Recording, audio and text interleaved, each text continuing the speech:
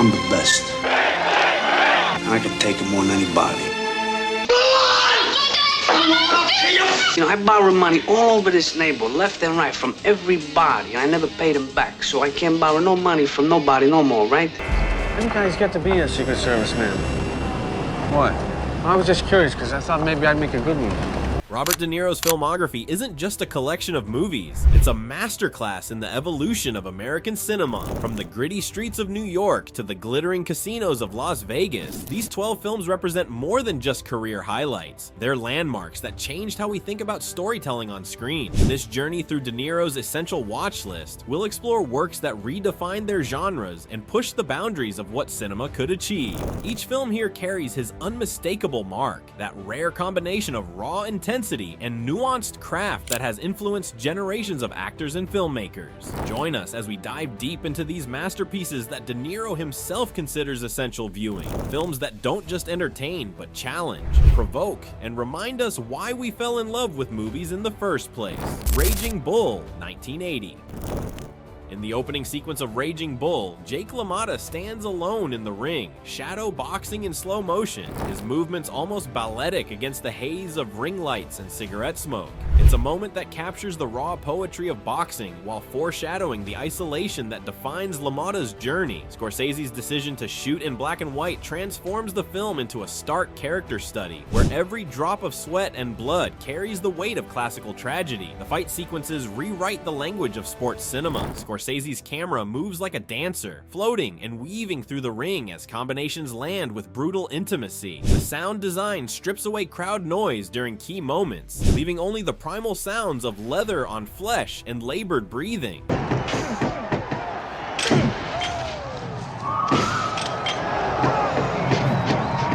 But it's in Jake's prison cell, where De Niro's LaMotta pounds the concrete walls until his fists bleed, that we witness the true violence of a man at war with himself. De Niro's physical transformation from lean prizefighter to bloated nightclub owner isn't just method acting. It's a meditation on masculinity and self-destruction. The film's exploration of jealousy, rage, and redemption resonates far beyond the ring, painting a portrait of the human capacity for both violence and vulnerability. Raging Bull redefined what was possible in both sports films and character studies, leaving an indelible mark on cinema that few films have matched. Taxi Driver, 1976. Through the rain-slicked streets of 1970s New York, Travis Bickle's yellow cab glides like a phantom, bearing witness to a city drowning in its own decay. The neon lights blur through his windshield, painting an apocalyptic portrait of urban alienation that feels as relevant today as it did in 1976. Scorsese and cinematographer Michael Chapman transform Manhattan into a fever dream, where steam rises from manholes like the breath of a wounded beast. Bernard Herrmann's final score haunts every frame, its brass and percussion echoing Travis's deteriorating mental state. The legendary "You Talking to Me" sequence, You talking to me? shot in an unbroken take, captures the dangerous intimacy of a man rehearsing for violence, while the film's climactic bloodbath is choreographed like a grotesque ballet, with the camera hovering above the carnage like a detached observer. De Niro's Travis Bickle emerges as one of cinema's most complex anti-heroes, a Vietnam veteran whose loneliness metastasizes into a murderous mission of moral cleansing. His journey through the city's underbelly exposes the thin line between vigilante justice and madness, creating a template for character studies that would influence generations of filmmakers. Taxi Driver remains a masterpiece of psychological tension, its portrait of urban isolation and PTSD resonating with devastating clarity. The Godfather Part 2, 1974. The genius of The Godfather Part 2 lies in its dual heartbeats, the rise of young Vito Corleone and the moral decay of his son Michael. Each timeline pulses with its own rhythm, connected by the invisible threads of family legacy and the American dream's darker implications. Gordon Willis's cinematography paints two distinct worlds: the warm, sepia-toned streets of early 20th century New York and the cold, shadowy chambers of Michael's 1950s Nevada empire. The film's parallel structure reaches its emotional apex in two mirror image scenes: young Vito's methodical assassination of Don Fanucci through the streets of Little Italy, contrasted with Michael's kiss of death to his brother Fredo on a Havana dance floor. De Niro channels Brando's essence while making young Vito entirely his own, infusing the character with a quiet dignity and growing confidence that makes his ascent feel inevitable. Coppola weaves themes of immigration, power, and familial duty into a tapestry that transcends the gangster genre. The film's exploration of how power corrupts across generations creates a devastating portrait of the American immigrant experience. This ambitious expansion of the original story didn't just surpass its predecessor, it redefined what a sequel could achieve, setting a standard that remains unmatched. Mean Streets, 1973. In the opening frames of Mean Streets, Charlie's voice cuts through the darkness. You don't make up for your sins in church, you do it in the streets. This raw confession sets the tone for Scorsese's breakthrough film, where the streets of Little Italy pulse with the energy of small-time hustlers and would-be gangsters. The handheld camera work creates an immediate intimacy, dancing through crowded bars and cramped apartments with the unstable energy of a documentary gone wild. The film's revolutionary use of popular music transforms every scene, with the Ronettes and Rolling Stones providing a propulsive heartbeat to the action. In the iconic bar sequence, De Niro's Johnny Boy enters to Jumpin' Jack Flash, his movements a dangerous ballet of charm and volatility. The scene where Charlie holds his hand over a candle flame, testing his tolerance for purgatory's fire, captures the film's perfect blend of Catholic guilt and street-level grit. De Niro's Johnny Boy emerges as a force of pure chaos, a grinning time bomb in a leather jacket who threatens to destroy himself and everyone around him. The film's exploration of friendship, loyalty, and redemption among small-time criminals set the template for countless crime dramas to follow. Mean Streets remains a masterpiece of raw filmmaking, where every frame feels charged with the electricity of discovery. Goodfellas, 1990. As far back as I can remember, I always wanted to be a gangster. With this seductive confession, Goodfellas plunges us into the intoxicating world of organized crime, where violence and luxury dance a deadly tango. Scorsese's masterpiece moves with the confidence of a made man, its camera gliding through decades of mob life with breathtaking precision. The legendary Copacabana tracking shot following Henry Hill through the club's back entrance captures both the allure and privileged access of gangster life in one unbroken take. The film's innovative use of freeze frames, multiple narrators, and pop music creates a kinetic energy that never lets up. In the cocaine-fueled paranoia of Henry's final day as a wise guy, the camera becomes as frantic as its protagonist, with helicopters seemingly pursuing him through a day of increasing chaos. The sequence transforms from dark comedy to mounting dread as Henry's carefully constructed world unravels. Ray Liotta, Robert De Niro, and Joe Pesci form a trinity of performances that define an era of crime cinema. Their dynamic brings to life the film's exploration of power, loyalty, and the corruption of the American dream. Goodfellas revolutionized the gangster genre by stripping away romanticism while paradoxically making the lifestyle more seductive than ever, creating a template for every mob story that followed. Once Upon a Time in America, 1984, time flows like opium smoke in Sergio Leone's epic, where memory becomes both refuge and prison for its characters. The film's non-linear narrative weaves through decades of friendship, betrayal, and loss, creating a tapestry of American history viewed through a dreamer's haze.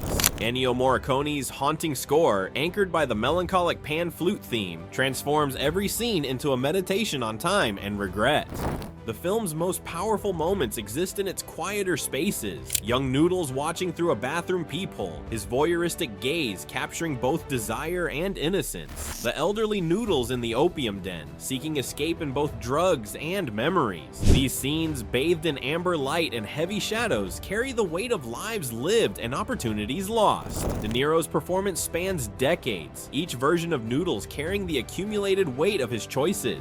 Leone crafts a uniquely American tragedy about the price of ambition and the persistence of memory. The film's complex structure, jumping between the 1920s, the 1930s, and the 1960s New York, creates a dreamlike atmosphere where past and present blur together. Once Upon a Time in America redefined what was possible in narrative cinema, its influence felt in every film that dares to fracture time in service of emotional truth. The Deer Hunter, 1978. The extended wedding sequence that opens The Deer Hunter serves as both celebration and requiem, capturing the innocence of a steel town community before war tears it apart. Director Michael Cimino creates a 3-hour epic that moves from the intimate warmth of Pennsylvania's Russian Orthodox churches to the hell of Vietnam's prison camps with devastating precision. The film's signature Russian roulette scenes, brutal in their simplicity, become a terrifying metaphor for war's random nature.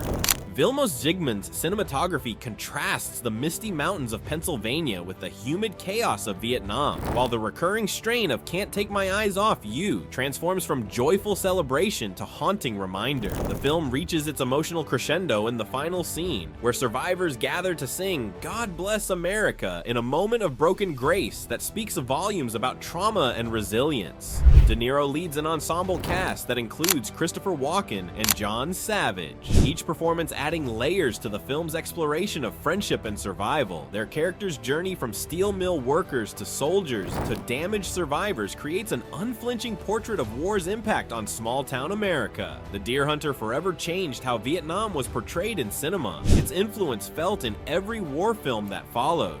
Heat, 1995. In Michael Mann's Los Angeles, the city itself becomes a character, its sprawling architecture and midnight highways the perfect stage for an epic cat-and-mouse game between two masters of their craft. The film's visual language speaks through gleaming glass towers and endless streets, while its revolutionary sound design turns gunfire into thunderous poetry. Mann's attention to tactical detail transforms every action sequence into a masterclass in precision, none more so than the downtown shootout that erupts into a symphony of automatic weapons, fire echoing off concrete canyons. The legendary coffee shop scene between De Niro and Pacino, their first ever on-screen dialogue, crackles with understated tension. Two titans of cinema facing each other across a Formica table, each word weighted with respect and threat. Their performances embody opposite sides of the same coin. De Niro's methodical thief and Pacino's obsessive detective, both willing to abandon everything for their chosen path. Heat elevates the crime thriller genre through its exploration of professional dedication versus personal connection. Every relationship is measured against the film's central mantra: don't let yourself get attached to anything you are not willing to walk out on in 30 seconds flat. Mann's meditation on duty, obsession, and sacrifice set a new standard for crime cinema, its influence evident in every thriller that followed. Casino, 1995. Las Vegas explodes in a kaleidoscope of neon and violence in Scorsese's operatic exploration of greed and power. The film opens with a bang, literally, as De Niro's Sam Ace Rothstein floats through the air in slow motion after his car explodes, setting the stage for a story where even the most controlled characters can't escape chaos. Through rapid-fire editing and overlapping narration, Scorsese creates a dizzying portrait of a city built on illusion and avarice. The film's most revealing sequence takes place in the casino's counting room, where the camera glides through the mechanical precision of money processing, laying bare the machinery of American capitalism. This clinical efficiency contrasts sharply with the brutal desert execution scene, where the preservation of this system demands savage violence. De Niro's Ace Rothstein embodies this duality, a mathematical genius in a sharp suit who can calculate odds to the decimal point but can't compute the human factors that will lead to his downfall. Casino pulls back the curtain on Las Vegas's transformation from mob-run playground to corporate empire. Its exploration of how greed corrupts everything it touches becomes a metaphor for American excess itself. The film's unblinking examination of the gambling industry's dark underbelly changed how audiences viewed Sin City forever, stripping away the glamour to reveal the mathematical certainty that the house always wins. The King of Comedy, 1982. Decades before social media transformed celebrity culture, Scorsese's darkly prophetic The King of Comedy captured the unsettling relationship between fame and obsession. Through the lens of Rupert Pupkin's delusional quest for stardom, the film creates an atmosphere of perpetual discomfort, where the line between reality and fantasy becomes increasingly blurred. The cinematography keeps us at an awkward distance, using uncomfortable close-ups and static shots that make us unwilling voyeurs to Pupkin's descent.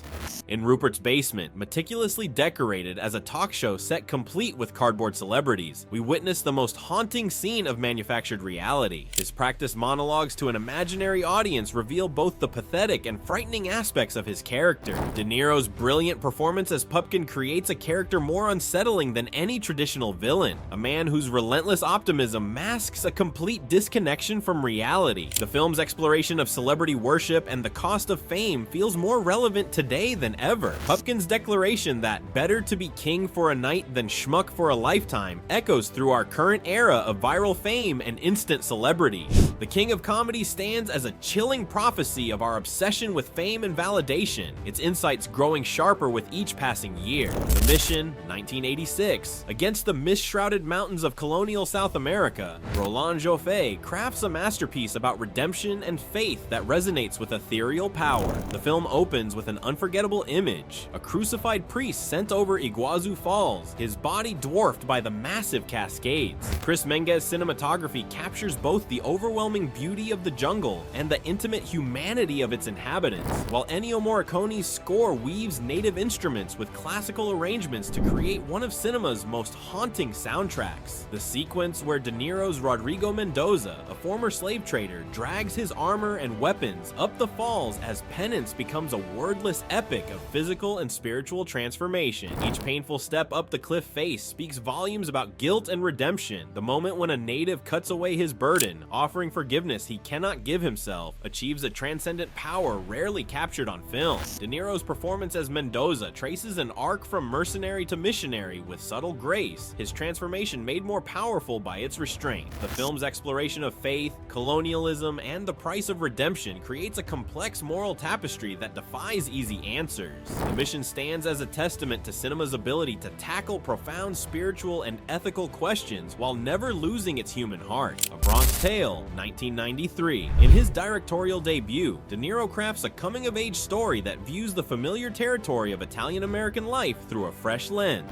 Set in the turbulent 1960s, the film captures the push and pull between two father figures, De Niro's hard-working bus driver Lorenzo and Chaz Palminteri's charismatic gangster Sonny, as they influence young Calagero's life. The film's recreation of the Bronx feels lived in and authentic, with every street corner and social club pulsing with period detail. The film's pivotal scene comes early, as 9-year-old Calagero chooses to keep silent after witnessing Sonny commit murder, setting in motion a complex moral journey. De Niro's direction shines in small moments. A father teaching his son to shoot pool, a teenager's first crush across racial lines, the casual violence that erupts on familiar streets. As both director and actor, De Niro brings nuance to what could have been a conventional morality tale. The film's exploration of loyalty, racial tension, and the complex nature of morality in an imperfect world resonates beyond its specific time and place. A Bronx Tale proves that even in well-trodden territory, there are always new stories to tell when viewed through an authentic and compassionate lens. These 12 films represent more than just the highlights of one actor's career. They're a testament to the power of cinema to move, challenge, and transform us. If you've enjoyed this deep dive into De Niro's essential watch list, make sure to hit that subscribe button. We're constantly exploring the works of cinema's greatest artists, breaking down what makes their performances legendary, and uncovering the stories behind the scenes that shape these classics. Drop a comment below with your favorite De Niro performance, or let us know which actor's filmography you'd like us to explore next.